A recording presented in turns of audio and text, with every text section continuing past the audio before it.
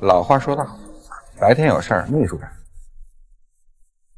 你别不好意思的啊，你现在单身一个人，不正好想找个伴吗？他曾经一贫如洗，又婚姻失败，不想走投无路，来到莫斯科后，从一个投机倒把的倒爷，才短短几年的功夫，老于就把生意做得如火如荼。看着老友段位上来了，至今还不懂俄语，朋友便劝他招一个懂俄文的秘书，这样不仅方便他带出去谈生意，白天没事时，公司的普通事务秘书都可以替他干了，晚上没事时，也就有时间出来常和朋友们聚聚了。老于觉得颇有道理，于是不久后，一个自称秀秀的姑娘过来应聘，见姑娘不仅气质高雅、温婉迷人，还是个女大学生，老于十分满意，毕竟秘书形象好，气质佳，领出去也是很撑面子的。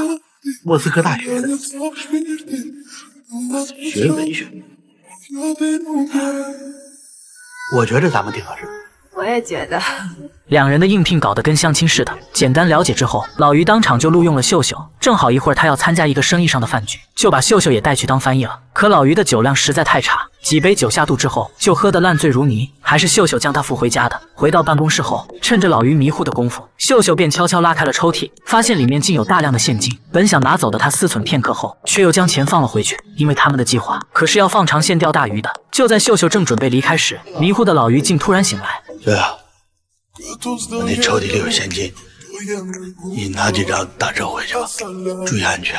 体贴的老于并未觊觎姑娘的美色，细心的此举更是让秀秀心中一暖。另一边，蛇头马长江正在家中和杨妹子把酒言欢，不想陈尔丽和姚凯突然造访，老小子赶紧将妹子安顿到里屋。屋里没别人了？没别人，就我一人在家。紧张了呗？没紧张啊。我紧张了吗？来，坐。陈尔丽告诉他，朱三已经落网，势必会打草惊蛇。二姐他们听到风声后，没准就会逃离莫斯科。如果你小子得到任何消息，务必要及时通知行动组。随后，陈尔丽让他抄一份二姐的电话。正准备离开时，突然传来一阵敲门声。一问来人，是一个叫老猫的蛇头。我是一蛇头，要让他发现你们俩在这儿，我在这行就干不下去了。那怎么办？大家快开门！等我！别无他法，于是老小子便把陈尔丽二人也推到了里屋。原来老猫这次过来是找马长江讨债的，老小子好说歹说，让他再宽限几日，好不容易才说服了老猫。可正要将他打发走的时候，却不想此时又有人敲门。一听来人是牛振的手下洪小帅，老猫的脸色突然巨变。他从我这打通偷渡客的消息，我收了他的钱，但是，我不跟你说，我去你卧室躲一会儿啊。老爸，你不能让洪小帅。老猫慌不择路地躲进里屋，与陈尔丽和姚凯撞了个正着。马长江开门以后，牛振和洪小帅等人就立马闯了进来，这可是把马长江吓坏了，生怕他们发现家里有国内的公安。原来朱三被抓，那帮倒爷竟然敢出面指认。牛振觉得现在莫斯科目前看似风平浪静，实则已经太不安全了，想让马长江帮忙给他弄几本护照。马长江毫不犹豫，立马答应下来。此时里屋突然有了些许声响，牛振顿时生疑：我说里屋有人吧？别，有人。马长江战战兢兢地告诉牛振，屋里只是有一个俄罗斯姑娘而已。牛振虽不置可否地笑了笑，其实根本就没有打消怀疑，嘴上虽说着要走，却迅速推开卧室的房门，一把掀开被窝，见里面果然躺着个洋妹子。谨慎的牛振这才放心。嗨，哇啊，牛振呀！让斯维达尼亚，走了。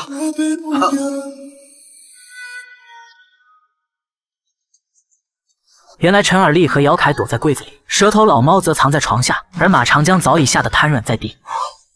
吃喝玩乐都是赔，唯有赌博有来回，这是赌棍们常说的一句话。不但拿这句话麻醉了自己，还误导了别人。两个国企的老总到莫斯科出差，正事儿还一样没谈，就直接杀向了赌场。殊不知刚一进门就被二姐盯上了。不太会玩啊！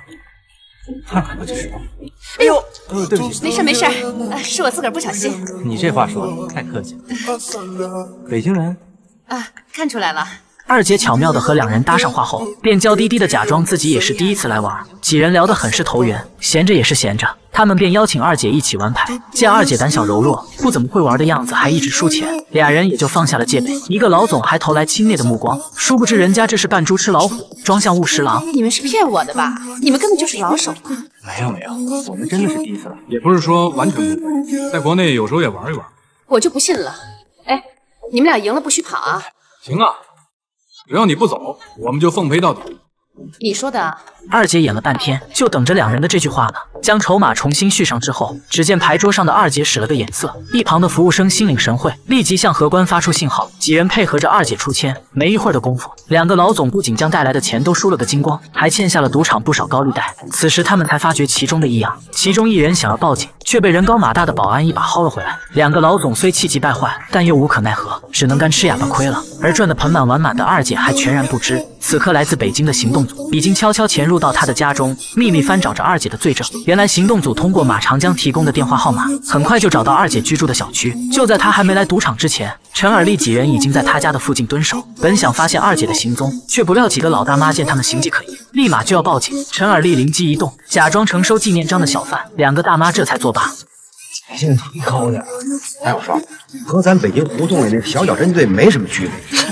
这不怎么说两国友谊源远流长呢？老小子本以为会将大妈们糊弄过去，殊不知自己却低估了人家的实力。没一会儿的功夫，几人就被大妈们团团围住。原来是小区的大妈们将家里的纪念章全都拿出来找他们换钱。够了，哎，那个要开，再给我点钱，好的，没有钱了，我就跟你们说，他说都送给你了啊，是吧？行动组虽说燃烧了经费，但此举也确实与大妈们搞好了关系。随后孔杰便从他们嘴里打听到二姐所住的是哪栋楼房，几人在小区里蹲守了一天，直到深夜才看到二姐和手下离开老巢。陈尔丽认为这是个绝佳的机会，于是几人分头行动。尤志国和孔杰一直拨打二姐家中的电话，陈尔丽则带着老郑和姚凯，根据电话的响铃判断出二姐家的具体位置。随后三人潜入房间后，接听了志国打来的电话。陈尔丽让他们在楼外把风，准备在房间搜查二姐的罪证。殊不知慌乱中没有将电话放回原位，几人分别在房间里仔细的查找。在一个日记本里，陈尔丽发现竟有自己的照片，看来在他盯上二姐的时候，二姐也同时盯上了他们呀。就在几人继续查找证据时，大杀四方的二姐已经离开赌场，带领众人回到了公寓。志国看到二姐的车驶入以后，便立马向楼上的陈尔丽通报情况，却不想电话竟一直处于忙音状态。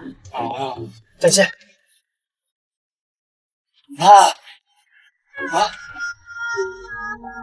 小区门上了。就在几人正准备撤离时，可走已经来不及了。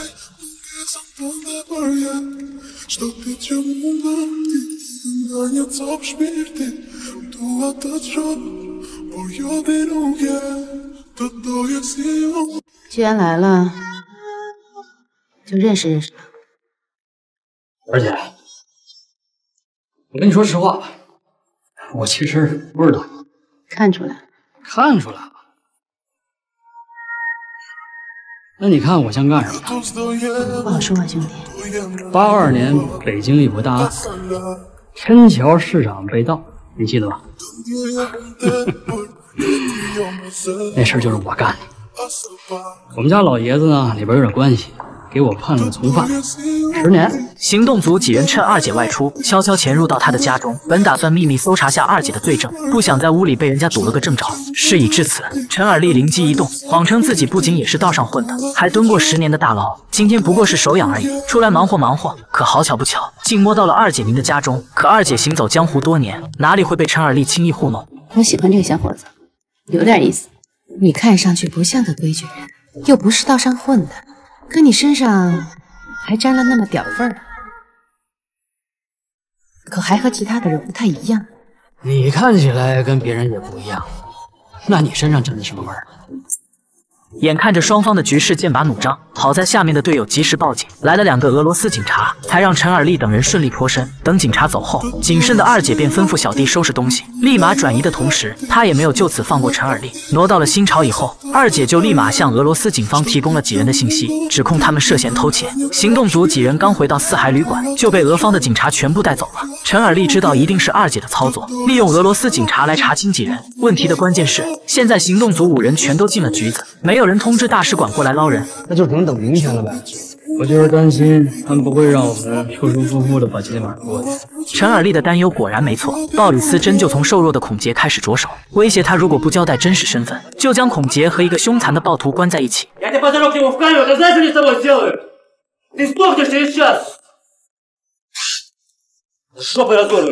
正当孔杰就要表露身份的时候，鲍里斯便接到上司打来的电话，回来后就将几人都放了出来。原来是冯哥找到了这里的商会会长李东平，才将几人从警局里保释出来。实话实说吧，我也遇上事儿了，要不然呢，我不会花那么大的价钱把你捞出来。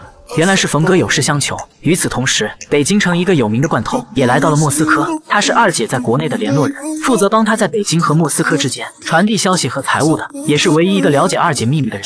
钟勇，兄弟，姐要有什么做的不合适的地方，你就直说。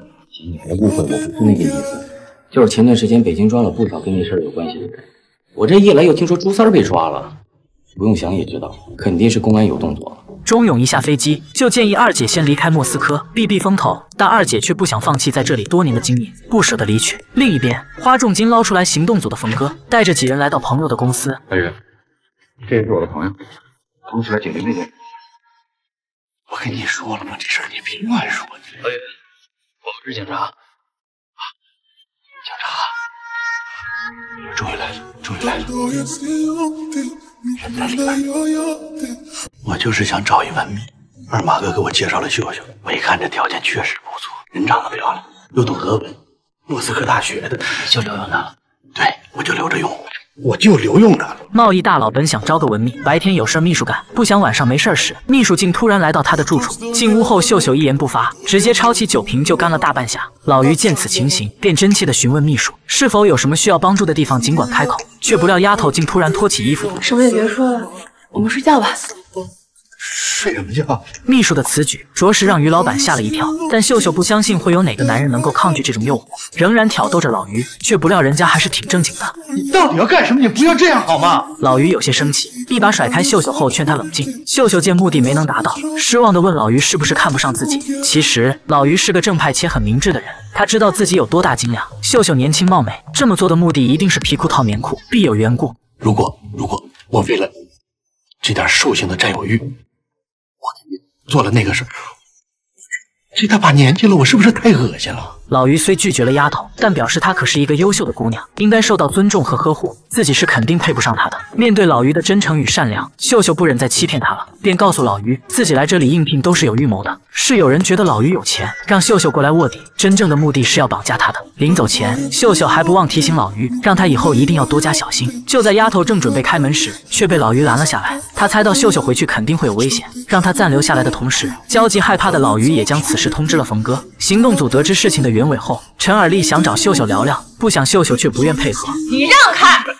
你别这样，秀秀，我们正在办案，希望你能配合我一下。你现在是要抓我吗？我为什么不抓你啊？如果你要抓我，现在就抓；如果你不抓的话，我就先走了。你让开！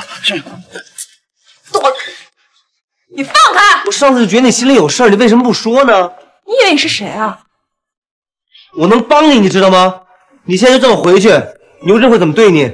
你自己想想。治国将丫头拦下，希望她能做出正确的选择。一想到回去牛振又该折磨自己，秀秀虽没再闹着离去，但她依旧守口如瓶，不与行动组配合。没办法，行动组只好找来了宋林，希望他能解开秀秀的心扉。宋林一眼就看出秀秀帮牛振做事，并非出于本意。你放心，就算你有什么违法的行为，只要能帮我们抓到牛振，我们一定会申请酌情处理。归根结底，你也是个受害者。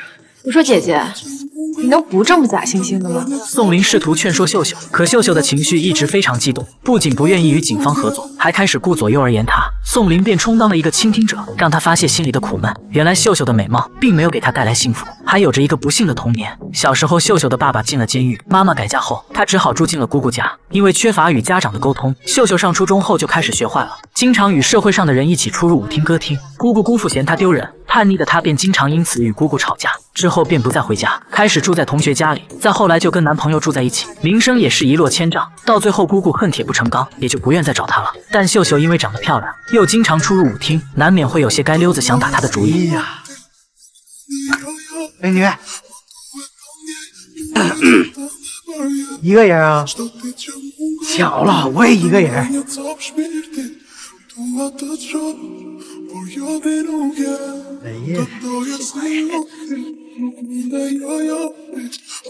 沟通一下，开个价，多少钱？去你妈的！你妈多少钱？丫头深夜从舞厅出来，刚点了根牡丹，就被一个街溜子物色到了，于是他便打算占丫头的便宜。美女，一个人啊？巧了，我也一个人。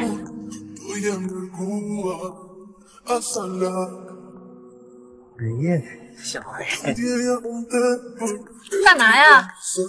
沟通一下嘛。有事说事儿，别动手脚。爽快，开个价，多少钱？去你妈的！你妈多少钱？咋聊急眼了呢？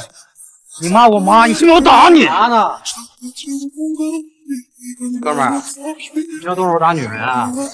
你他妈谁呀？这么漂亮一姑娘，你也舍得动手？关你屁事儿！心机还挺大的。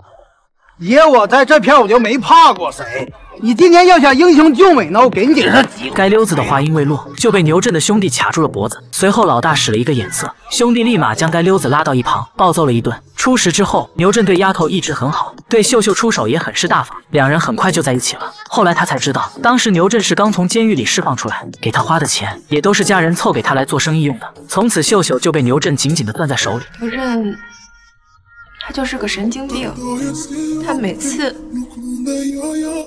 次都要打我，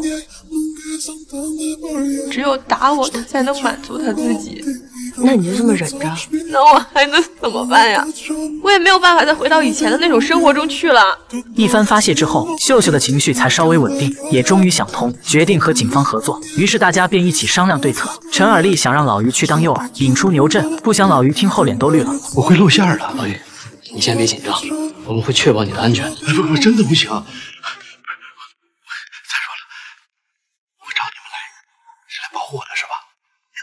早知道现在这样，我还不如早点跑了。我没办法，行动组只好让老郑假扮老于，而秀秀则负责引出牛振。制定好计划以后，秀秀便通知牛振，约他明天下午3点在咖啡厅动手，并提醒牛振，若是错过机会，老于可就回国了。且他平时家里和公司都有保安，根本没有机会下手。此时牛振还以为秀秀已经说服了老于，失落的他独自在家喝得五迷三道，电话中求秀秀赶紧回来，表示此生能遇上他是自己最大的福气。听到牛振的真情流露，秀秀心里也很不是滋味，急忙谎称别打草惊蛇，便挂断了电话。可眼看着行动的时间就要到了，当宋林去找秀秀的时候，却发现丫头已经不辞而别了。殊不知，这些都在陈尔丽的预料之中。白夜里，在哪儿？你是中国人？啊。原来陈尔丽老早就发现秀秀还似乎顾念旧情，不忍对牛振下手，所以便留意她的一举一动。被劝回来的秀秀表示十分害怕，她觉得目前的生活已无法改变，更不想再去冒险。我做不了你们说的那种英雄，那我还在这干什么呢？一切只会越来越糟。秀秀，我不管你愿意帮助我们，还是你改变主意，我都有2句话要送你。第一，不管生活多么混乱，最终都是可以补救。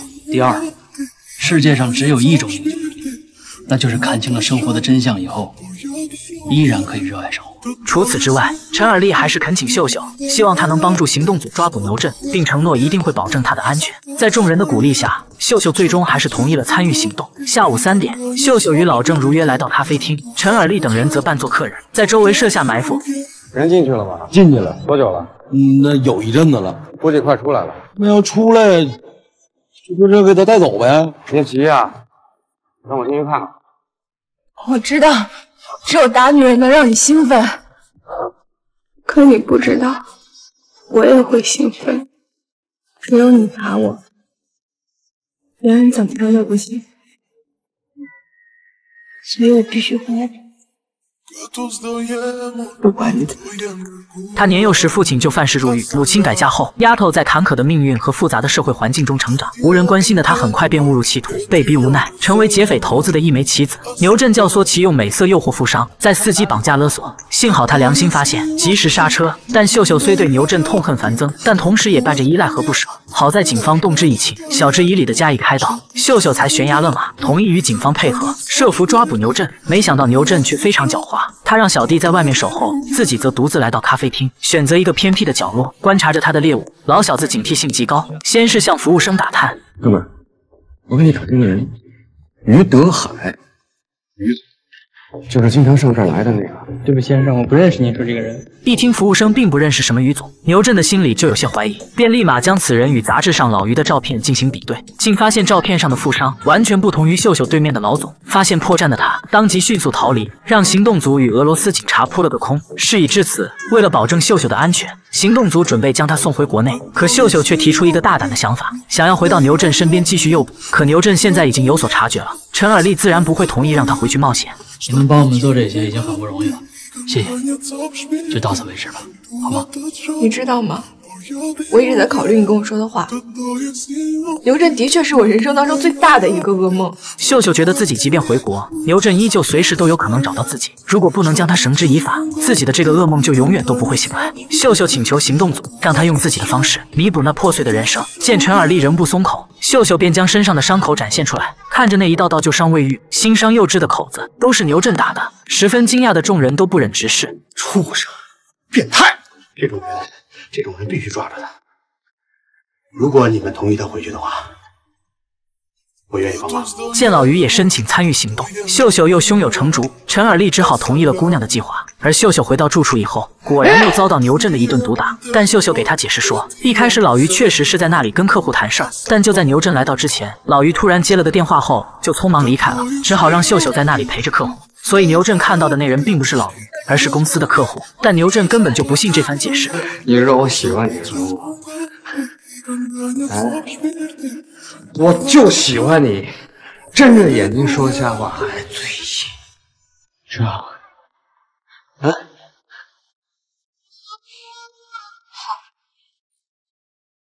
如果我骗了你，你为什么还回来？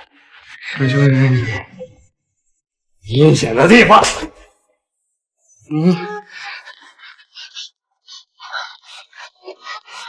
我都没弄明白啊！你跑了就跑了呗，你还回来干什么呢？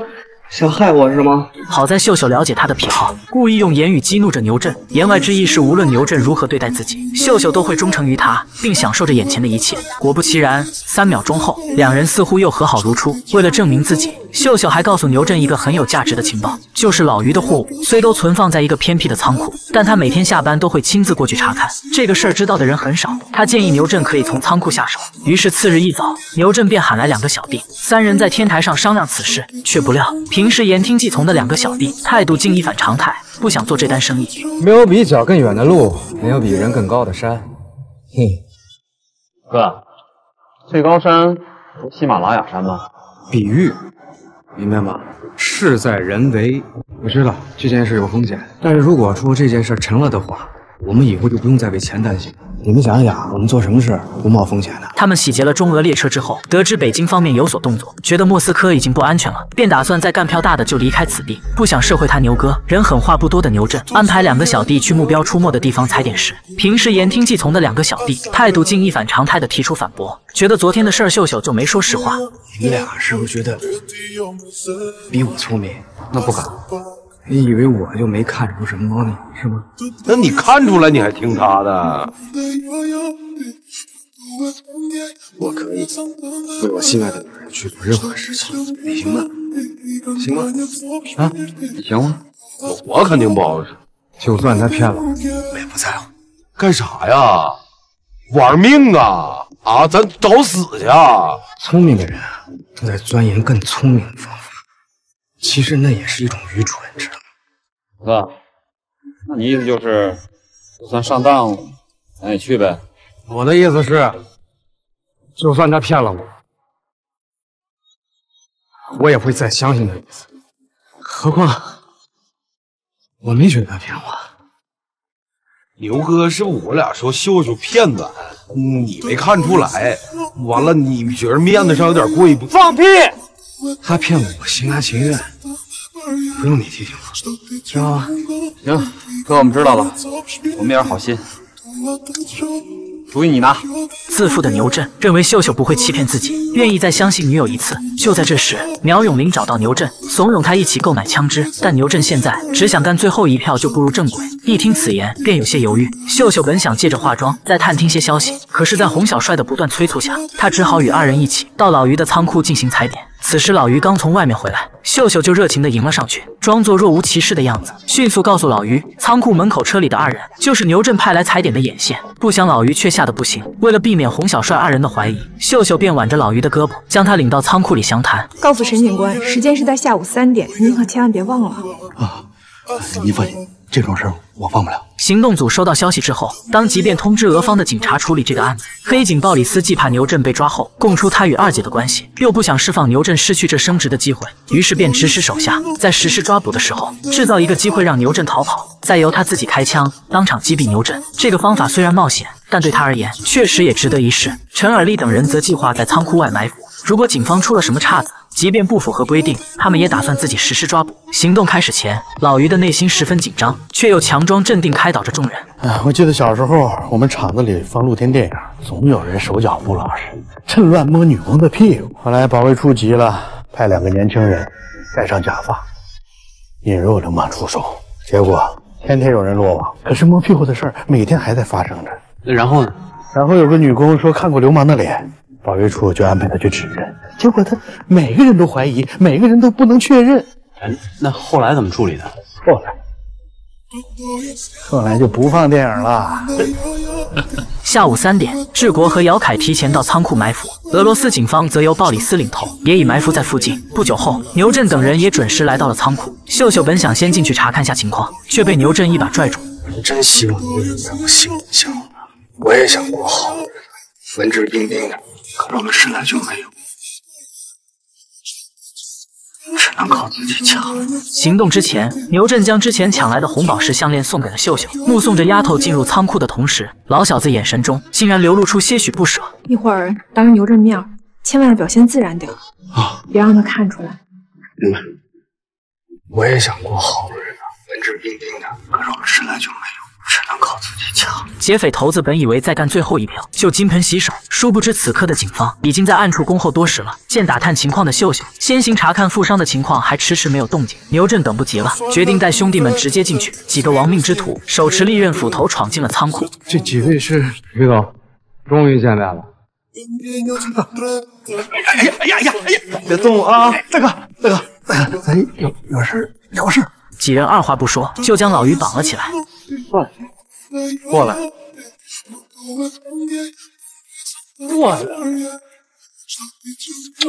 没想到吧，女大学生不好睡吧？啊？我也不是，我在秀水卖过衣服嘛，我还在地坛卖过黄盘。我卖的黄盘我自己先都看一遍。老小子阴阳怪气的和老于聊天，声称自己也做过生意，与他算是同行，但同行就是冤家。今天绑架老于更是天经地义。此时的于总早已被他们吓得不行，只盼着警察能快点过来。随后牛振让他交出保险箱的钥匙。这么紧张干嘛呀？从来没见过坏人是吗？秀秀，他跟你在一块的时候也是这样吗？就在牛振羞辱老于的时候，洪小帅笑了出来。多疑的牛振却以为他是笑自己被绿，便恶狠狠地瞪着洪小帅，甚至连保险箱里有多少现金都不感兴趣了。洪小帅见此情形，瞬间被吓出一身冷汗。但凶残的牛振并没有为难小弟，而是将怨恨都发泄到一旁的老于身上。秀秀急忙上前劝阻：牛振，咱们不能再等了，我们拿了钱我们就走吧。不出去救老于，你到底要干什么？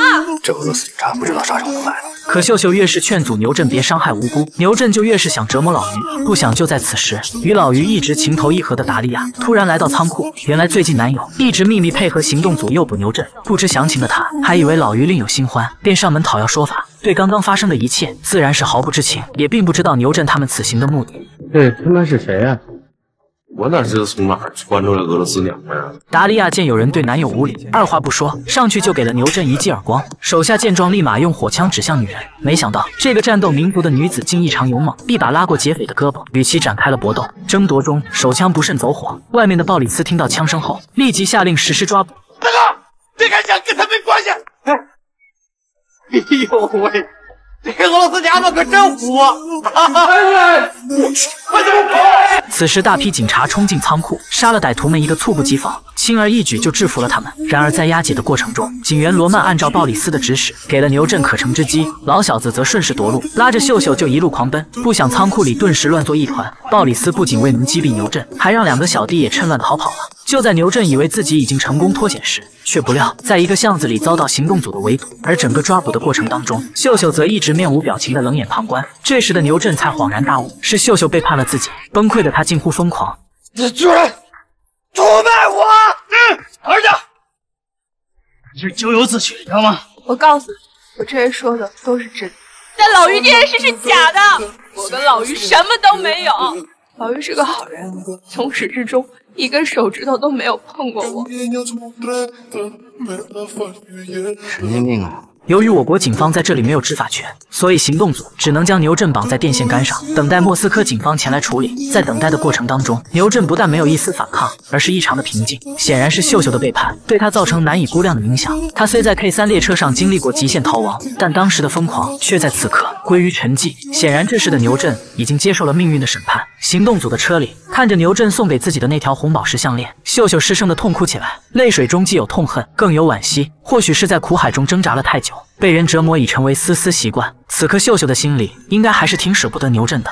我早说过，吃亏就吃亏那娘们身上了，没人听我的呀！别说了，人都抓起来了，验说屁有啊！刘顺让人抓的活该倒霉，我凭啥陪他坐监狱啊？我这小点声。让人撵得跟狗，我还不就说着了我呀！参与抢劫的小帅和胖子，当时趁乱逃出来后，两人一路狂奔，直到深夜时，他们早已精疲力尽。如今老大落网，于是走投无路的两人便瘫在地上，商量着今后的打算。洪小帅决定投奔二姐，还找娘们儿去啊？她不是个普通的娘们儿，你摸着良心自己想，就俄罗斯这帮中国人里，还有谁比他更仗义啊？对自己兄弟更好的。牛振落网的消息很快就传到了二姐这里，她觉得此事肯定没那么简单，或许就是陈尔利几人暗中搞鬼，便叮嘱兄弟们尽快断绝与牛振部下的联系，免得引火上身。不想就在此时，洪小帅刚好打来电话，是谁给警察报的销？我估摸着是他那情人秀秀。电话中，洪小帅直言走投无路，想要投奔二姐，为其效力。二姐果真仗义，立马给他们找个落脚的地方，先避避风头。与此同时，行动组从秀秀口中得知，苗永林曾经让牛振帮忙买枪，但是他却并没听清楚那个卖枪的人是谁。宋林本想申请参与牛振的审讯，不想却遭到玛莎的拒绝。陈尔利只好退而求其次，让牛振帮他们指认下苗永林。好在玛莎这次同意了宋林的请求。我这儿有个人，你看你认识吗？不认识。你先看看，没准能帮到自己。没见过。见审讯室中的牛振很不配合，宋林便灵机一动，谎称苗永林不仅已经落网，还供出牛振找他一起密谋买枪的罪证。老小子一听瞬间急了，可是他说只有你知道买枪的细节啊，包括时间。是他来找我买枪的好不好？啊，现在向他使绊子往我身上靠是不是？好。是他找的那个叫伊万的俄罗斯人。当宋林询问伊万的全名时，老小子这才反应过来，知道宋林是在诈他，又被女人骗了的牛振，真是又气又悔。你们没有找到他，对不对？感谢你的配合。配合什么？哎，你别走，你给我回来！你给我回来！回来！宋林虽成功诈到牛振的情报，满意而归，但寻找伊万却难住了行动组几人。于是陈尔利找到老冯，希望他能帮忙引荐下这里的商会会长李东平，但冯哥却不敢贸然介绍。据他描述，李东平是中俄混血，会说流利的中文，喜欢喝我国的高度白酒，性格十分孤僻，在莫斯科有着复杂的社会背景，不论白道还是黑道，都得给他面子，就像海里的鲨鱼。行动组要抓的几人与其相比，就是虾兵蟹将，根本不是一个段位。所有人都惧他如虎，就连冯哥也不例外。我给你打个比方吧，在房间里面，我和李东平在一块儿，如果他不招手让我过去，我绝对不敢上前去跟他打招呼。明白了。哎，你敢记啊？不容易啊！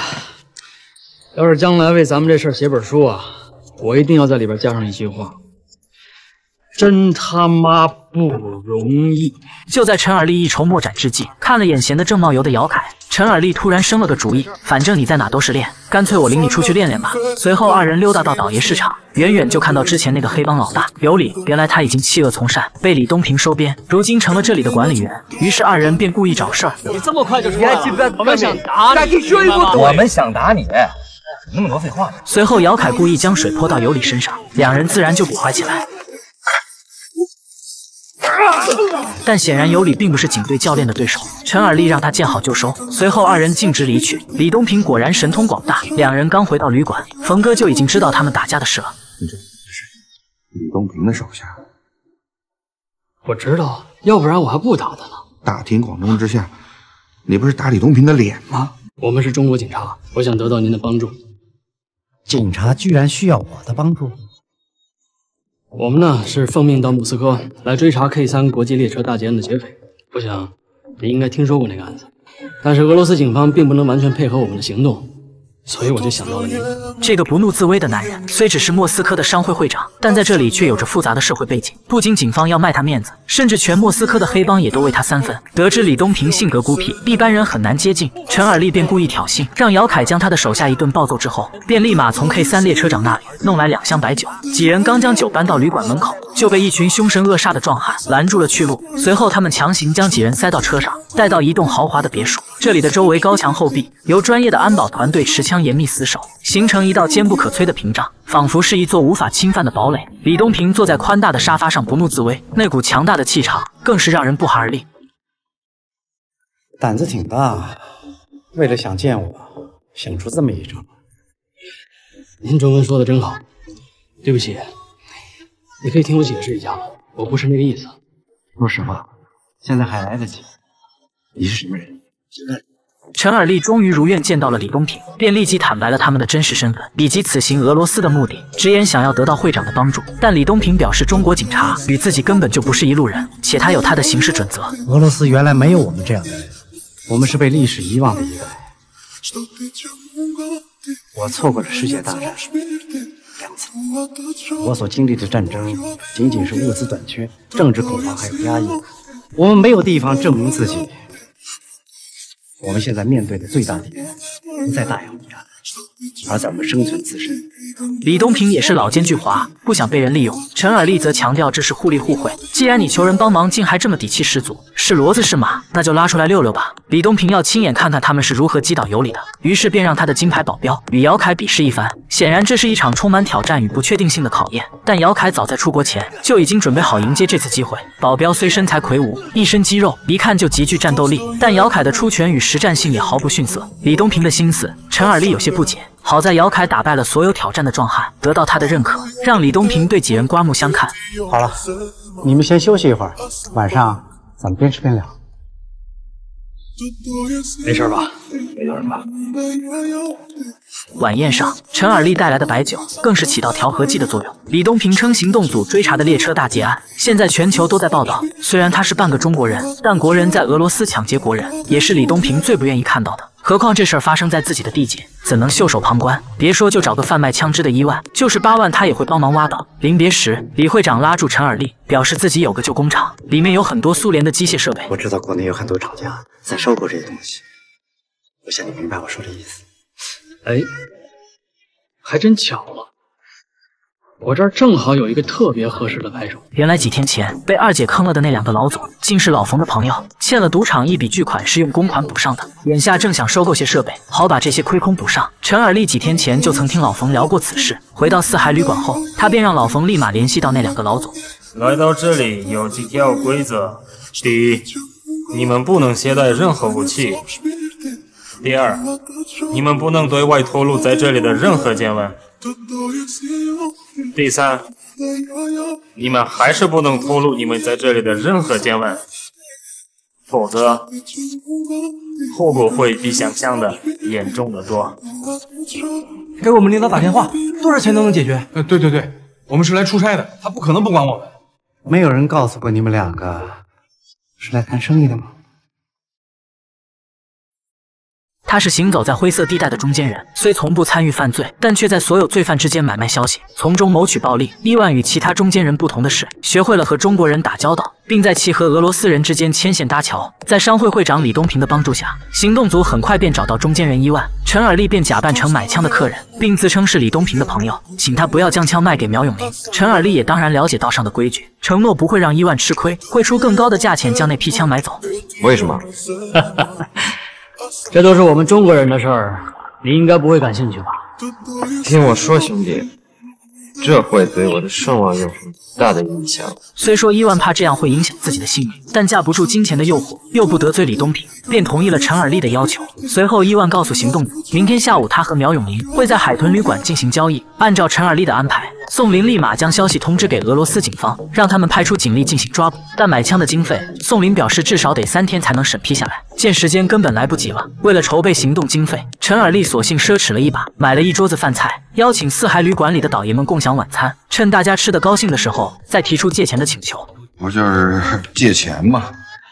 借，尔丽的事儿啊，就是我的事儿。说，借多少啊二娃哥，您有多少？你就说个数，说个准数。得1万美金。一般情况下，酒桌上一听到借钱，这时候的状态必须是喝多了才对，不是醉了，就是选择性断片儿。但大家可都是受到过行动组的恩惠，见几人这回是真的遇上事儿了，也都纷纷解囊相助，将1万美金凑齐。行动组这边计划的倒是挺好，可是，一听说交易对象竟是 K3列车上的抢劫要犯后，黑警鲍里斯立马偷偷将消息通知给二姐。眼看着牛振和朱三都纷纷落网，二姐绝不能让苗永林再有闪失，便急忙打去电话报信。可是苗永林的电话却迟迟无人应答。一定要找到他，不能让他也落在警察手里，落在警人区。一定要找到苗永林，告诉他买枪的事是个陷阱，千万不能去。好的，姐。此时的苗永林正在与小弟们开怀痛饮，畅想着美好的未来。而二姐的人找了他整整1夜，都没发现老小子半点踪迹。到了约定的时间，陈尔利带人来到海豚旅馆，苗永林也带着部下准时赴约。两伙人分别在不同楼层的房间等候交易，鲍里斯则带着警员们在旅馆外秘密蹲守。不久后，中间人伊万便带着枪支过来交易。姚凯验完货后，伊万拿钱走人。随后，行动组扮作卖方来到楼上，敲开苗永林的房门。我找没有？是伊万让我来找你们的。见到陈尔利后，苗永林总觉得卖家十分眼熟，但又不确定是在哪里见过。见过吗？应该没有吧？我们已经在莫斯科工作很久了。验货吧，钱呢？一手交钱，一手交货。然而就在对方验货的时候，老郑手疾眼快，故意将真钞拿走，放提前准备好的假钞进去，随后便借机扣下苗永林等人。假的，给咱钱里边加的是废纸。不可能！快走！跟我使诈，一个都别让他跑了！不是兄弟，不对啊，这里面肯定有问题，有话好好说。你说，全给我对！大爷！这时苗永林也发现枪有问题，警觉的他看着势头不对，便赶紧跳窗开溜，却被楼下蹲守的俄方警察逮了个正着，同时连同行动组的几人也都一并铐了起来。让开，别动！他们看中国人都一样，回警局再说。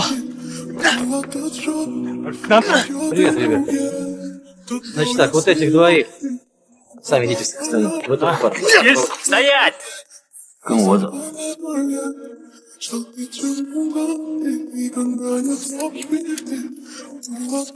走吧，走吧。为什么？找二姐。当别人认为你不敢做一件事情的时候，才是你最好的时机。他看似温柔典雅，犹如一朵娇艳的牡丹，在莫斯科盛开绽放。实际上，他却是中俄列车大劫案中的劫匪头子。即便是行动组以倒爷的身份在莫斯科秘密调查此案，但二姐就是二姐。谨慎的他老早就怀疑几人的来头，在钟勇回国之前，就找人偷拍到行动组每人的照片，命他回北京后，让道上的兄弟辨别几人的真实身份。这里边哪个不是公安吧？啊！北京的这帮街溜子整天不务正业，公安局早就是他们的常客了。这个评论区里的杠精一眼就认出他们都是警察。钟勇见情况紧急，便立马将消息通知给二姐。那几个人就是警察，你猜的没错。我就知道。那这下咱得跑了吧？没错，是该跑了，不过也没那么简单。你想干嘛呀？要我离开莫斯科，那他们是不是也应该付出点代价？二姐放下电话以后，便告诉苗永林，她其实是被警察算计了。得知那个中间人叫伊万之后，二姐便心生一计，立马将鲍里斯约了出来，先递给他一笔丰厚的酬金，随后让他帮自己引出中国的公安。可俄方一直是玛莎在和宋林交换情报，老鲍称自己够不着人家，虽然他没有撒谎，但也确实不想参与此事。殊不知二姐早已替他想好了对策，找到伊万，让伊万告诉我。同时，二姐提醒老鲍，两人现在是一根绳上的蚂蚱，如果他这边出了岔子，你鲍里斯会有好果子吃吗？没办法，按照二姐的吩咐，鲍里斯立马找到伊万，询问他买卖枪支的事儿。起初老小子并不承认，殊不知鲍里斯可是个问话高手，一套要命的输出过后，老小子无奈之下只好如实招来。但伊万并不知道陈尔利是谁，他只知道是李东平的人，不让自己做苗永林的生意。随后伊万拿出1沓现金，求鲍警官放自己一马。老鲍将计就计，收了钱后便告诉伊万，苗永林已经放出话了，声称明天下午3点会在火车站的剧院找他论事儿。没有。见伊万十分害怕，老鲍表示现在只有警方能保他周全，然后连哄带吓将伊万忽悠到了警局。果不其然，依旧是由玛莎负责审讯。老小子十分害怕，自然交代了所有事情。Товарищ милиционер, моя жизнь сейчас в реальной опасности, и вы должны обеспечить мне защиту. 与此同时，段局得知行动组几人又被逮捕，便立马拨通俄方内务部的电话。交涉之后，一道密令很快就下达到73分局。Так, вы 5 на выход. Стали, на выход. Вы 2 еще, на выход, давайте. 当鲍里斯得知陈尔利等人都被放了，他瞬间意识到二姐要找的公安就是这5个买枪的人。另一边，将行动组几人捞出来后，段局立马喊来了他们。原来他这次来莫斯科，就是来协助行动组办理列车大劫案的。二丽，朱三儿和牛振的情况我都知道了，干得不错。我想听听你们下边有什么打算。陈尔利打算先从苗永林着手，因为二姐是整个抢劫团伙的核心，很难对付。苗永林虽然凶狠残暴，但刚折了不少手下，会相对容易一些。就在这时，宋林匆匆忙忙地赶了过来。原来他刚从玛莎那里得到苗永林准备复仇的消息，便立马通知大家，那就明天抓他，不要贸然行动。现在还不知道这个消息的真伪。据俄罗斯警方说，是伊万自己告诉他们，他在寻求警方的保护。大家虽不确定情报的真伪，但陈尔利不想错过这个绝佳的机会，决定冒险一试。他本以为行动组这次是抢占了先机，殊不知这一切都是二姐为他们精心策划的陷阱。他是俄罗斯最有权势的黑帮头目，掌握着这里庞大而又复杂的黑帮帝国，甚至连他的名字都成为莫斯科恐惧与尊敬的代名词。在莫斯科，米哈耶夫的存在如同黑夜中的闪电，能瞬间撕裂一切阻挠他的力量。与李东平一样，找他帮忙，首先需要找到一个完美的理由。我有几个中国人需要解决。Она просит убрать несколько китайцев. Я не киллер и не нуждаюсь в деньгах. 我当然知道，我这不是买凶杀人，我是在请求您的帮助。在二姐结识的朋友当中，米哈耶夫自然是最有权势的那个。他请求老米派出杀手，帮他解决掉陈尔利等人，表示只有扫清障碍，才能促进自己日后与老米的合作。原来之前给他交保护费的倒爷们，现在都投靠了李东平，因为他收的价格更低，所以倒爷们都不再付保护费给他了。虽然李东平不允许二姐去找倒爷的麻烦，但他也不会为了那些商贩与老米翻脸。Хорошо. Ну а что я получу, если помогу тебе? 因为我知道您一直对运输和商贸非常感兴趣。如果您帮我排除了这几个障碍，为了表示感谢，以后中国商人的钱我们可以一起挣。我负责运作，你提供保护。Она занимается сделками, а вы охраной. А мне нравится твоя прямота. 米哈耶夫见有利可图，便答应帮二姐这个小忙。另一边，行动组本以为得知苗永林要找伊万约架的消息，就抢占了先机，殊不知这一切都是二姐为他们精心布置的陷阱。在行动组正要去往剧场的时候，二姐便让提前安排好的眼线将几人的行踪立刻告诉了老米。很快，大批杀手尾随而至，而这一切陈尔利等人却浑然不知。与此同时，玛莎中尉也准备带队前往剧院，但鲍里斯心知情报有假，便劝他不要去管中国人的闲事儿。可玛莎中尉出于对工作的责任，依旧赶往剧院。而此时的陈尔利几人已经率先抵达，发现剧院竟空无一人，只有一个老人在打扫着舞台。陈尔利发觉情况不大对劲儿，可走已经来不及了。几人刚到剧场的大厅，就遭到10多个杀手的机枪扫射。慌乱当中，3人在剧场内四处逃窜，躲避追杀。杀手们则对几人穷追不舍。好在姚凯与治国率先逃出了剧院。陈龙章在哪？咱们得去找他。先跑，先出去找增援，快点！这时玛莎也带队抵达，听到枪声后，便立即冲进了剧院。此时陈尔利刚放倒一个落单的杀手，就被玛莎误认为也是行凶的罪犯。陈尔利正要解释，但由于语言不通，被玛莎当场铐住了。别，你搞错了，你搞错了。我自己来，就看看俄语怎么说。就在这时，又有2个杀手闻声赶来，情急之下，他们只好合作，一同配合拿下了2个杀手。这时，姚凯与治国从剧院中逃了出来，立即通知段局请求支援。与此同时，莫斯科警方也很快得知玛莎的小组在剧院遭遇到埋伏，大批警力立即前往增援。而此时的玛莎和陈尔利正以被抓的杀手与对方的同伙谈判，只要玛莎把人质放了，他们便会立刻撤退，否则就来得鱼死网破。玛莎见敌众我寡，无奈之下只好将人质交给了对方。此时，姚凯和治国打完电话，也返回到剧院。几人再三向玛莎解释，他们也是警察，玛莎这才同意放走他们。与此同时，米哈耶夫得知暗杀失败后，立马打来电话，怒斥二姐为什么剧场会有警察出现。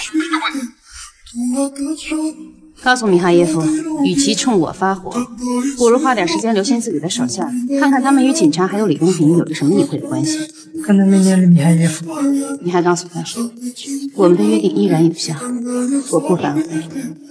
等我解决了我的麻烦，我会去找他。这是俄罗斯，国内的警察跟咱们没有区别，你用不着怕他们。怕他们？他们是个屁呀！愤怒是对自己无能的不满。你说你一个大老爷们儿，动不动就生气，丢不丢人？得知暗杀行动组的计划失败，苗永林埋怨二姐不仅没能帮他要回买枪的损失，如今找黑帮办事儿，一大笔钱又打了水漂。而此刻他们正准备离开莫斯科，担心到时候钱不够分，底下的兄弟们可就散了。要不还是赶老本行，接着枪。国内的警察就混在这帮倒爷当中，你这是往枪口上撞啊！那咱们绑票，风险小。你忘了朱三牛镇现在在哪儿了吗？苗永林想再做起案子，但二姐并不同意。其实他心中早已有了计划。另一边，虽说二姐收留了牛振的2个手下，但他也怕惹火上身，只是将他们安置在一处废弃的厂房，便没再理会，任由他们自生自灭。这啥酒啊，这么难喝呢？茅台好喝，喝去。你啥意思啊？什么意思？你知道这点酒我弄到多不容易吗？我也想买好酒呢，我想去超市买，我敢去吗？我有钱吗？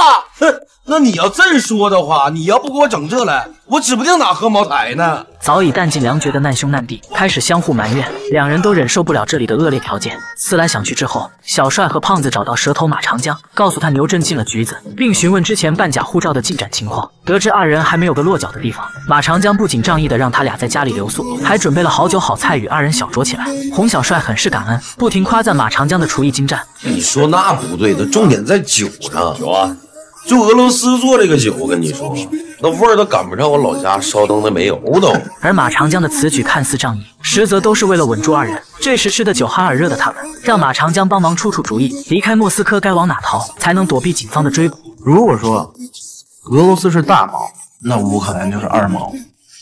你们要真想走，我建议你们就去乌克兰。那行。那听你的，对，就去乌克兰啊！咱就为乌克兰再喝一回，来喝一杯乌克兰。随后，马长江让二人这几天就在他家踏踏实实歇着，等护照办好后再远走高飞。酒足饭饱之后，见两人很快就呼呼大睡了。马长江本想通知行动组过来抓人，可又怕被二人发现，思忖了许久，最终还是放下了电话。但老小子也并非就此作罢，第二天就将他们安排到一个华人酒馆。随后声称出门给二人取护照去，实则他却来到电话亭旁，悄悄向行动组通风报信。不巧几人却刚好不在，见电话迟迟没人接听，马长江便立马拐到四海旅馆，可房间依旧没人。没办法，老小子只好在旅馆门口等待几人，可直到天黑也未能见到他们。见马长江迟迟不归，酒馆里的洪小帅和胖子有些坐不住了。而就在这时，正好又来了一个携带手铐的顾客，俩人都怀疑他是警察，正准备开溜，不想却被那人一把搂住。什么会？其实那人本想借火点烟，但做贼心虚的二人却误以为男人是要抓他们的，将对方砸倒之后，随后又是一顿拳打脚踢。可是见有人在自己的店里闹事儿，酒馆老板却不答应了。在我店里打完人就想走？我实话告诉你吧，俺俩犯事儿了，现在正打算跑呢，把路给我让开了。我就这么把你们放跑啊？打人的事儿怎么办？再说了，你们回北京打听打听，我是什么人呀？在我面前还能让你们俩说走就走？在我店里打完人就想走？我实话告诉你吧，俺俩犯事儿了，现在正打算跑呢，把路给我让开了。那哥们是个警察，我俩也没办法。谁告诉你们他是警察？他不是警察，他挂铐子。他只因挂了副手铐到餐馆吃饭，却被2个跑路的劫匪误以为是来抓他们的警察。男人本想借个火机点烟，不想却被对方暴揍了一顿。这下酒馆的老板可不答应了。我就这么把你们放跑啊？打人的事儿怎么办？再说了，你们回北京打听打听，我是什么人呀？上一秒老板还撂出狠话，声称自己也是道上混的，可下一秒他就被洪小帅跟胖子五花大绑了。然而正当他们准备离开时，不想酒馆又来了2名客人。巧的是，2人正是行动组的治国和老郑，还错把小帅和胖子当成了老板。虽然胖子谎称酒馆已经打烊，但地上的血迹一眼就被细心的老警员看出端倪。治国一个眼神过去，老郑心领神会。我跟你讲，我跟我这大哥今天相当不顺利，我们也不顺，不正合适吗？啊，咱都看中国人份上，一块喝一杯，行不行？一杯我们就走，一杯啊！胖子的 CPU 飞速运行，豆大的汗珠不停滚落。没办法，他只好结结巴巴地招呼起客人。就在他进吧台找酒的时候，治国则借机拉住小帅，跟他聊起了家常，期间还故意向他打听火车劫案的事。做贼心虚的二人见来人不善，本想撒腿就跑，却被一个搅拌放倒在地。起开！干嘛？你认错人了？干嘛？别动！不是你警察，别动！老郑眼疾手快，3下2下就制服了胖子，而小帅则趁乱跑出了餐馆。治国追出去后，正好见陈尔利几人驾车回来，行动组成员立马一起追赶，很快便将小帅抓获，并移交给当地的警方。这一幕刚好被马长江见到，老小子这才松了口气。可即便是牛振的团伙基本都已落网，但是在审讯中他们都装聋作哑，利用语言沟通的障碍对询问不理不睬。行动组了解情况后，段局便立即与俄方交涉，希望行动组能够参与审讯，并公开了陈尔利几人的身份。俄罗斯警方起初并不同意，认为这不符合规定，但考虑到目前的僵局和我方为案件做出的贡献，最终还是同意了段局的请求，但前提是必须按照俄罗斯的法规进行，如有逾越便随时叫停。老刑警陈尔利果然经验丰富，他一来就从牛振团伙中最为薄弱的洪小帅开始下手，因为他头脑简单，又是牛振团伙的高级成员，知道很多牛振犯罪的细节。审讯室中，洪小帅依然极不配合。老郑，你是首犯，这么大事你一人可顶不了，不想争取宽大处理啊？我有你宽大，你宽大处理套，你当我中学生啊？见洪小帅咬死了不说，陈尔利便思索着他的弱点以寻找突破。在洪小帅随身携带的物品中，发现一张照片。陈尔利判断这张照片应该就是洪小帅内心最柔软的角落。果不其然，当他看到照片后勃然大怒。把事情交代了，我带你回国。一听此言，小帅的心理防线瞬间塌了，最终向警方坦白了一切。紧接着，陈尔利又找到胖子，得知小帅已经撂了，胖子本就没什么主意，很快便配合警方录了口供。可即便是洪小帅和胖子都已认罪，但牛振依旧十分镇定。陈尔利便以一个旁观者的角度，用戏谑的口吻嘲讽牛振，自以为是，还认为秀秀很爱自己。其实人家将你当成他这辈子最大的噩梦。果不其然，秀秀的确是他的软肋。要是没有他的话，我们还不能这么快抓着你呢。